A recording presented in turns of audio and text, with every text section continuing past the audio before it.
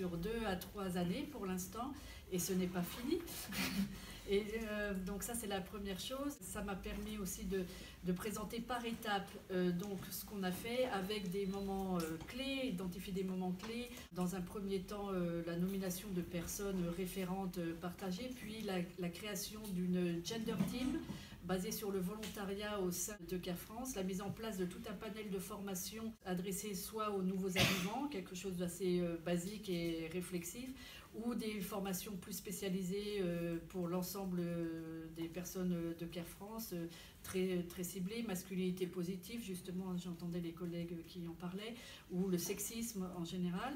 Puis, suite à ça, on a réalisé sur fonds propres et sur décision de la direction un audit participatif sur le genre qui a débouché sur un plan d'action genre, et pour pouvoir le mettre en œuvre, nous avons appliqué un fonds Frio genre par CESUD, et donc nous sommes accompagnés par des expertises externes sur la mise en œuvre de ce plan d'action sur 1 an. Ça ne sera pas suffisant, malgré tout on va faire un gros chantier, mais je précise que c'est important pour certains sujets en particulier d'être accompagné par une expertise externe, parce que c'est très pointu pour certaines choses, entre autres le gros nœud important pour nous, c'est genre et RH.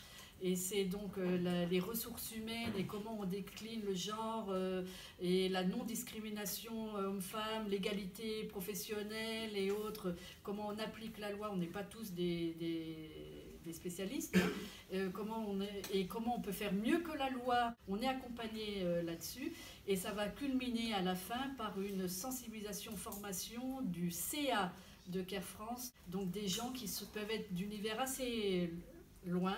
Ces personnes-là vont être formées sur le genre.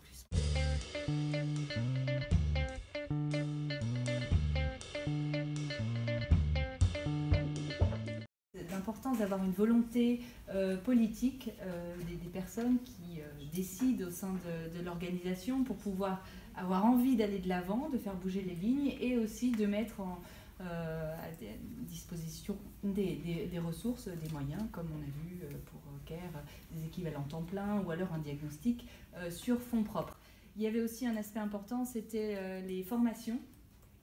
Il fallait des formations à différents niveaux, donc Marine a bien évoqué le conseil d'administration. Elle nous a parlé aussi d'une formation pour les nouveaux arrivants, avec des sessions qui ont lieu tous les 6 mois en fonction des arrivages, des formations de groupe pour les sensibiliser, donc des formations qui soient adaptées au public en termes de contenu et de durée.